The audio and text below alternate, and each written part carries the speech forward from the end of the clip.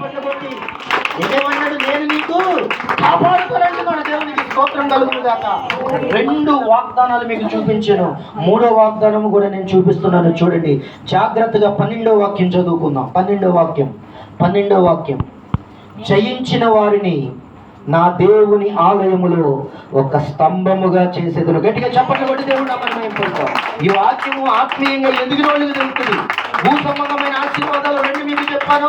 ఇప్పుడు ఆత్మ సంబంధమైన ఆశీర్వాదము, పర సంబంధమైన ఆశీర్వాదం మీకు బోధిస్తూ ఉండగా దేవుడు చెబుతున్నాడు, జయించిన వారిని ఏం చేస్తానంటున్నాడు తెలుసా? దేవుని ఆలయములో ఒక స్తంభముగా చేస్తానంటున్నాడు. దేవుడికి స్తోత్రం. హల్లెలూయా. ఎంతమందికి ఆశ ఉంది? నేను దేవుని ఆలయములో ఒక స్తంభముగా ఉండాలని ఎంతమందికి ఆశ ఉంది?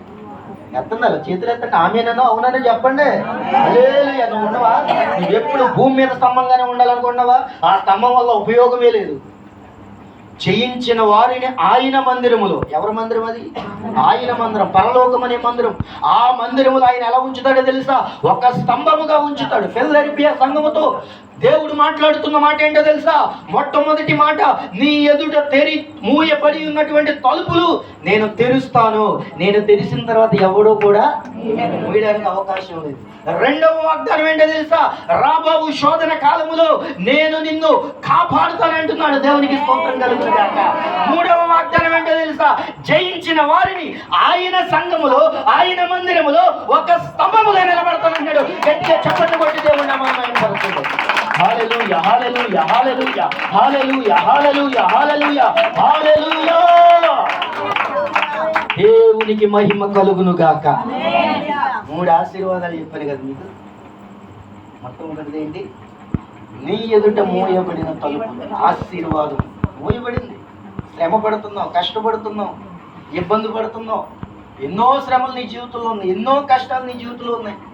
కానీ ఆశీర్వాదం అనే తలుపు మూయబడింది. ఆరోగ్యం అనే తలుపు మూయబడింది. ఆర్థిక సమస్యల నుండి విడిపించగలిగిన తలుపు మూయబడింది. అవమానముల నుండి విడిపించగలిగిన తలుపు మూయబడింది. ఈ ఎదుట మూయబడిన తలుపులు ఎన్నో ఉన్నప్పటికీ కూడా, ఆనాడు కూడా ఆ ప్రజల దగ్గర కూడా ఎన్నో తలుపులు మూయబడి ఉండగా, ఆ ప్రజలతో దేవుడు వాక్కు సూటిగా మాట్లాడిన మాట ఏంటో తెలుసా? తలుపులన్నీ కూడా నీ ఎదుట నేను తెరుస్తాను. నేను తెరిచిన తర్వాత ఎవడు మూయలేడు. మరొక్కసారి జ్ఞాపకం పెట్టుకోండి. రాబోవు శ్రమకాలములో భూమి మీదకి ఏం రాబోతుంది? శ్రమకాలం రాబోతుంది. ఆ రాబో శ్రమకాలములో, ఆ శ్రమలో నేను నిన్ను కాపాడుతానని చెప్పాడు దేవుడు. ఎంతమందికి నేను కాపాడబడాలని ఆశ ఉంది? అందరం కాపాడబడాలి. ఒక్కవేళ నువ్వు కాపాడబడకపోతే ఆ రాబోయే శోధన కాలంలో, భయంకరమైన 2వ రాకడలో, ఉగ్రత దినములో నేను కాపాడబడకపోతే, ఆయన ద్వారా కాపాడబడకపోతే ఖచ్చితంగా మనం ఎక్కడ ఉంటాం?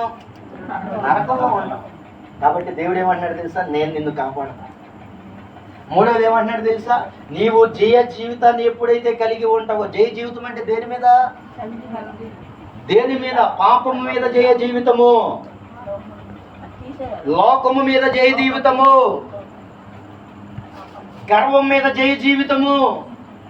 భక్తుడైన యోహాను అన్నాడు, శరీరాశ, నేత్రాశ, జీవపు డంబాన్ని నేను ఎప్పుడైతే జయిస్తానో అప్పుడే జయ జీవితం మనకి. శరీరాశను జయించాలి, నేత్రాశను జయించాలి, జీవపు డంబాన్ని జయించగలిగినప్పుడు దేవుడు ఏం చేస్తాడో తెలుసా?